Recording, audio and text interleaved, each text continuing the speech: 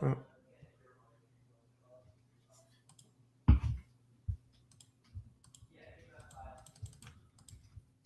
oh, does this mean I have to make a new one? All right, we are live. Thanks very much. This is Watch It Real. We had tornado warnings in Mercer County, and tornado went right through Lawrenceville, right where I live, and so we were bunkering down in the basement, and so we're a little bit late here, and I apologize about that. But graciously staying on with me is Jonathan Tannenwald. He is a sports reporter for the Philadelphia Inquirer. I'm a longtime reader. My name is Ira Jersey. I am the men's general manager for Real Central New Jersey Soccer. Welcoming you, Jonathan, to come on Watch It Real. Appreciate you joining us. Hey, thanks. It's great to be here. It's nice And to know we still have some readers in Mercer County every once in a while. Yeah, yeah, well, quite a lot. So one of the beats, obviously, that we are very interested in here is the Philadelphia Union, and obviously, being in Mercer County, Central Jersey, we're kind of in this brackish zone between the Philadelphia Union, New York Red Bulls. Even occasionally see one of the NYCFC jerseys around here on occasion, but really the Red Bulls and the Union have a heavy footprint in Mercer County.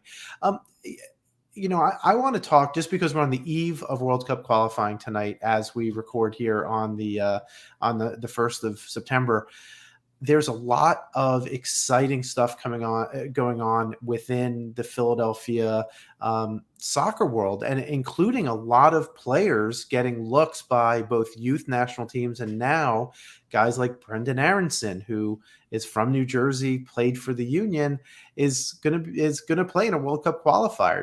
Can you talk a little bit about the development of soccer over the last decade or so in the Philadelphia area, Jonathan? Well, let me disclaim, first of all, I'm not from here originally, so I'm not going to count myself as a historian. But I have been here for about 18 years or so, almost 19 at this point, all told. And I have watched the sport grow quite a bit in this town and in this region over those years. And, we used to think of it always as being just a traditional four-sport town: baseball, football, I should say football, baseball, basketball, and hockey, right? The way things usually are. But you've seen the number of kids that have played soccer over the years. Now there's a professional league and a professional team. And we've seen the growth of European soccer as a fan consumption product over here, obviously helped by Comcast, headquartered in Philadelphia, owning the English Premier League rights for NBC and Telemundo. And it's just kept growing slowly, sometimes a little faster, sometimes slowly, and sometimes a little faster. And it's not all the way there yet in terms of interest. It's still got a ways to go. But in terms of talent, it's really remarkable. There's a strong possibility. You want to say that Christian Pulisic's not technically from Philadelphia. We claim him because Hershey is close enough. And he's a Sixers fan. And the Inquirer is the biggest newspaper in the state. So fine. He gets it. U.S.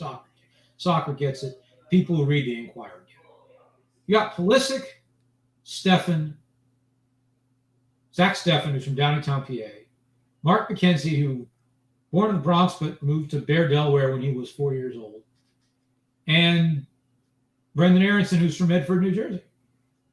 All of whom are certainly three of the four. McKenzie's got the longest odds to make the World Cup team, but he's still got a pretty good shot to be on the World Cup team next year. There's never been a U.S. men's World Cup team with four people from the Philadelphia area on it. Not even back in the 1950s when Walter Barr was playing for it. And I think that's a big deal. I think that's a very big deal. And and obviously you mentioned Mark McKenzie. He being a center back, they tend to develop a little later too. I mean, look at guys like Aaron Long, right? And so you could easily see him in the 2026 squad, which could be super exciting, especially if Philly winds up hosting a game. He was playing for the under-17s that he'd be playing for the U.S. in 22 and 26. It changes quickly, doesn't it? A guy's stock rises and falls.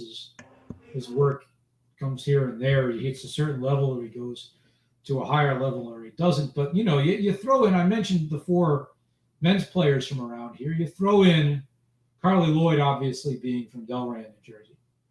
Julie Ertz making her home in Philadelphia. You've got a number of people who work in the television business who are based around here. Danny Higginbotham, who works for NBC. Lori Lindsay, who calls games for all the different networks, men's and women's and all kinds of things, but mainly the NWSL. Although I should note that today she was with ESPN calling the Norway-Netherlands men's game, which was pretty cool, with John Champion. And you have Marissa Pilla, who's the sideline reporter on the NWSL games and was at the Olympics, who lives, a couple blocks from Lori.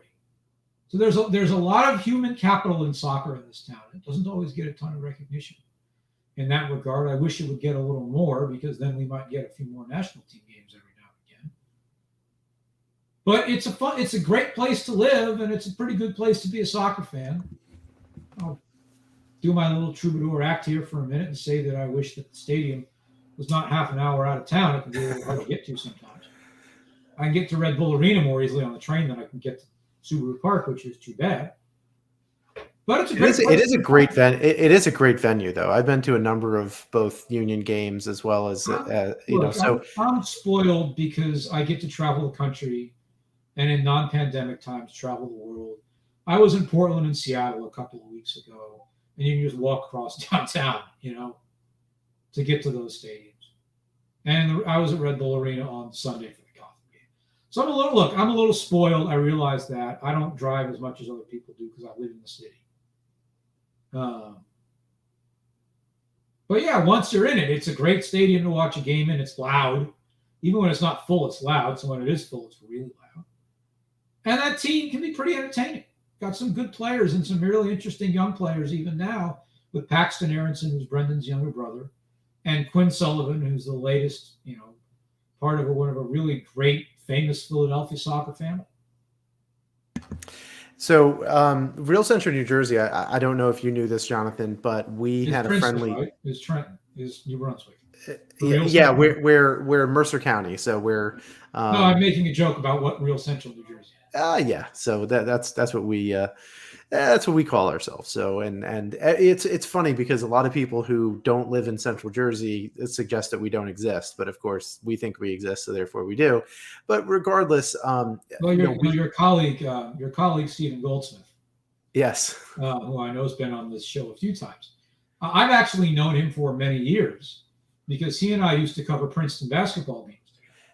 He mentioned that. So. And that for me, having been there, having gotten lost on Princeton's campus too many times, is the definitive proof that Central Jersey does in fact exist. That's great. But we had a friendly against Union too, and Paxton Aronson happened to score in that game against us. He scored the second of the goals that the Union scored. How much access do you get to, or how much access do you want to, like, the academy versus the first team, and are they is the Union and U.S. Soccer in general reasonably forthcoming when you have requests for interviews, or you want to talk to some players to be able to basically promote soccer in the area via the vehicle of the Philadelphia Inquirer? I shouldn't laugh. It's a serious question. It's a good question. I shouldn't laugh because I have so many stories to tell on that subject, for better and worse. Look, the pandemic obviously has thrown a huge wrench in all of that. You can't go to practice. You can go to practice if you're in the media, but you can't talk to players in person. Everything's done over Zoom. There's no in-game, in-person, go down to the press conference room after a game or the locker room and talk to people. That's all out the window. But if I want to write a story like the Quinn Sullivan stories I've written this summer about him, those have been easy enough to write. I call over to the Union and say, hey, this is the story that I want to do. And they're pretty helpful because they know I've got a big bullhorn, and they obviously, as any sports team would, they like it when you say nice things about them. And sometimes they're good with it when you say not so nice things about them. That's the world of professional sports, and they're in a little bit of rut right now. We all know it. And so I've had to say some things that are not so nice. I think they'll pull out of it because I just think they've got too much talent if they can get the system right and knock the ball into the net a couple times.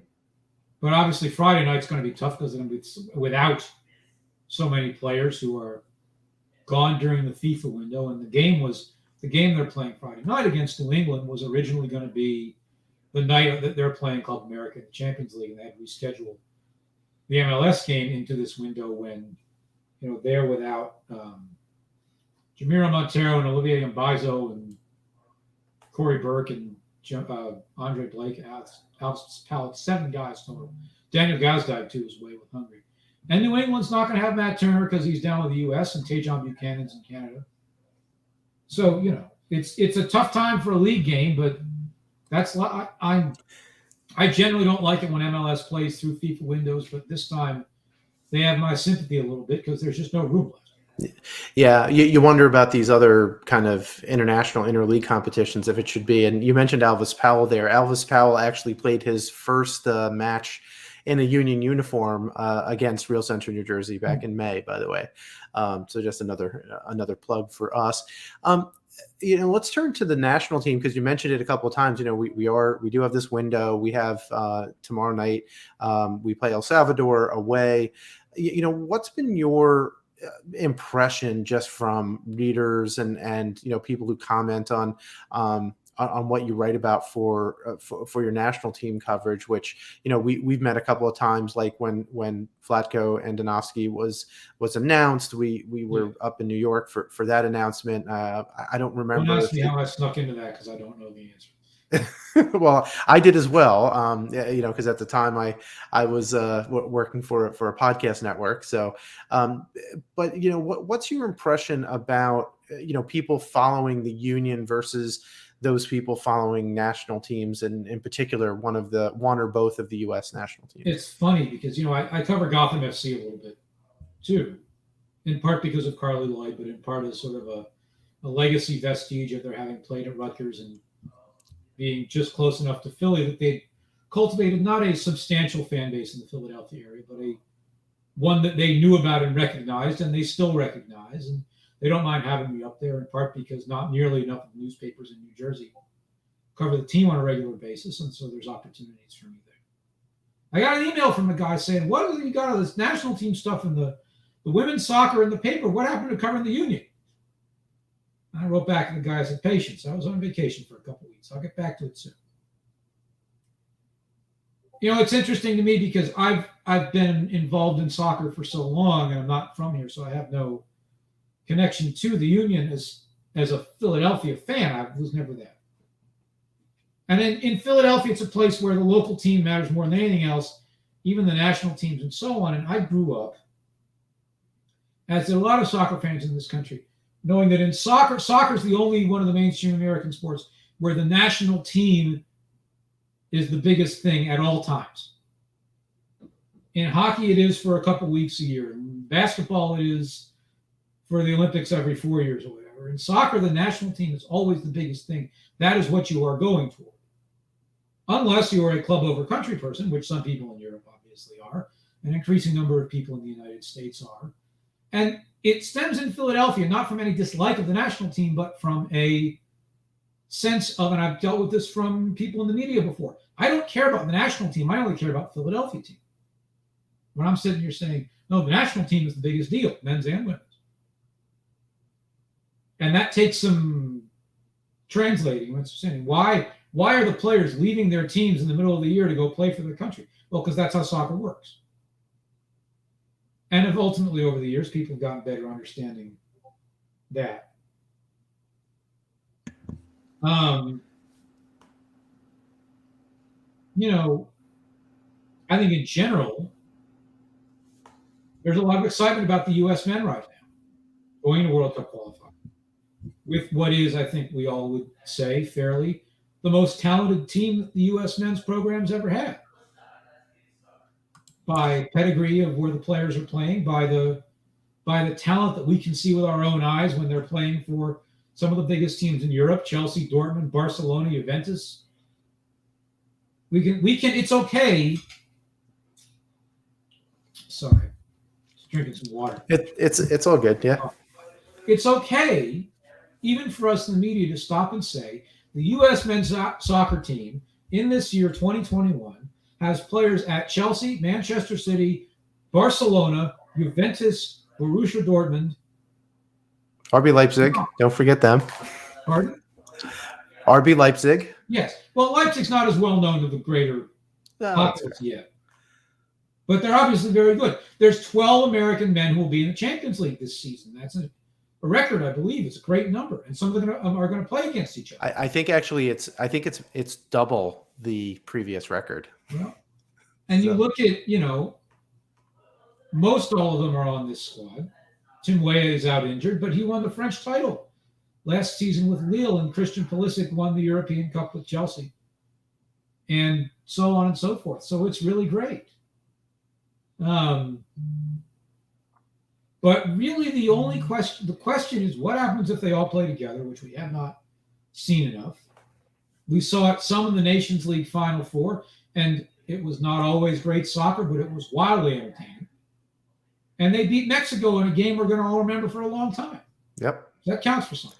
And they cared, right? Like the players themselves definitely cared. That just the way that they celebrated afterwards. Yeah. Pulisic and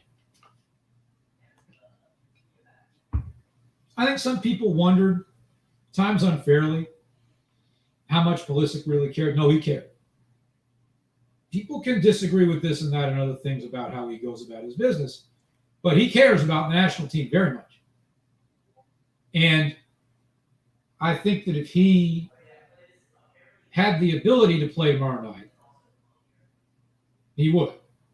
He's not, because he's been sidelined for a week. Yeah, the COVID protocols. Yeah, the COVID protocols. So he's out of match fitness. Okay, he knows that. I would imagine we'll see him on Sunday at least. I would imagine we're going to see him on Sunday night, and I would imagine that he's going to be in the mood. Yep, playing at home against Canada, right? Which is in this window probably the toughest nut. He's going to want to go out and play some ball, I think. So, but McKennie wants this, and Adams wants this, and you see when you listen to them, they are natural leaders, enhanced by the fact that they're both central midfielders, and they are, so important to making this whole thing tick. All the guys around them: Pulisic, Reyna, Sargent, Aronson, Conrad De La Fuente, Yunus Musa when he gets back. There's one thing that we don't know, though, which is this team, as constructed, has never played a road game in CONCACAF. Serginho Dest, Conrad De La Fuente, Aronson, McKennie and Adams, a lot of these guys, Miles Robinson, never played a road game in CONCACAF. And for the guys who've only ever played in Europe, I don't think we know how they're really going to react when they step out there. And I am, to be honest with you, referring to Serginho Dest in particular, because he's in a big spot on that back line. We know how talented he is. We know what he can do on the offense. We know his defense is a little not quite where everybody would like it to be, is it? I don't think that's an overstatement. I don't think that's too harsh on him. I think that's a statement of fact. We want to see how he's going to play in San Salvador tomorrow night. He's played in a lot of big games, but he's never played one quite like that before. That's for sure. We're all looking forward to it. Well, that's Jonathan Tannenwald of the Philadelphia Inquirer. Jonathan, sorry again that we were late here with the weather, but really appreciate you coming on. I see in the background you've got some priorities there in addition to the storm. So that's what we should. Your dogs are. The dog's going to be a guest on the show here, it seems. Yeah, I think Oreo here is ready for her nighttime snack. So she's she's preparing for that. So with that, Jonathan, thank you very much again, and appreciate you coming on Watch It Real. Thanks, my pleasure.